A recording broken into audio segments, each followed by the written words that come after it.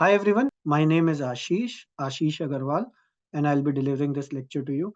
So before commencing the session, just a quick round of update regarding my YouTube channel, which is youtube.com/Ashish Agarwal _GG. So if you haven't visited the channel, I would request you to do visit the channel and do like, share, and subscribe the channel. The channel is dedicated to Oracle Goldengate related videos. Thank you. Let us now discuss about obey command in Oracle Goldengate. So you can use obey file to perform reusable sequence of commands. So obey command is used for the commands on GGSCI at Golden Gate level. Okay. So obey command is used for GGSCI level based command. The macros which we used or discussed earlier, it is used for this parameter file. So inside the parameter file, macros are used. Obey command is different. Obey command you can use to perform reusable sequence of commands. So say for example, every day you come to office, okay, and you run these commands. Info all, info credential store, info all again, info EXTTIND, info DPIND, stop DPIND. So these are the reusable sequence of commands which you run every day when you come to office. So is there a way which automatically could be taken care of? Is there any way? So not automatically, like you can write something and then when you just call that, automatically it will run. So in Golden Gate, you have got obey command. So what you can do is you can exit from GGSCI under Golden Gate home. What you can do is you can create a file with obey.oby. Let me tell you one thing.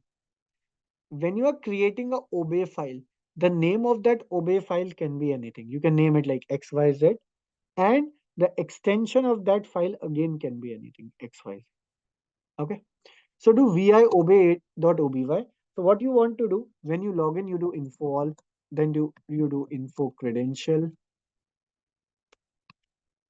store, then do info all again, then do info extint, info dpint, stop dpint.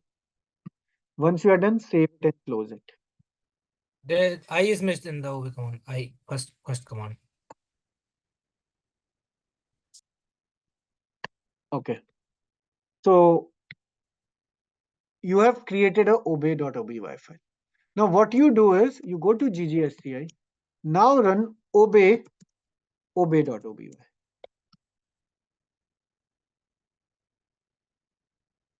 Obey, oh, it's in small case. Sorry, capital letters. Obey.oby. So now whatever command you have given in that particular file, that will be called using obey command. Okay. So the same sequence will be followed and same commands will be run using the command. Okay. So the purpose of obey command is like when you are running reusable sequence of commands at GGSCI level. Say for example, you have to monitor Golden Gate. So instead of waiting, what you can do is you can use this automatic procedure and then, sorry, or you can use this obey command to run the or do the implementation. In fact, like say for example, you're working in an application team and the deployment in production is done by some other team. There are many places, right? The development team is different, but when it's promoted to production, it's different. Like application support group, which does it.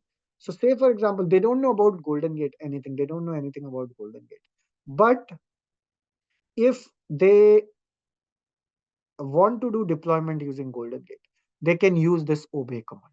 How in next session we'll be discussing about bidirectional. So I'll show you how you can use obey command to perform the deployment as well in your server in production. So how can you use obey command to upgrade or to migrate the code from or to deploy the code whatever is there in dev or non-prod environment to production. Okay, so the purpose of this obey command is to run reusable sequence of commands. Say for example, every day you come to morning and you run these monitoring scripts every day. So instead of typing them one by one, what you can do is you can create a obey command and then call that obey command in the GGSCI. So the steps to include obey command is create a file with the name obey.oby or any other name or any other extension, and then call that or use that particular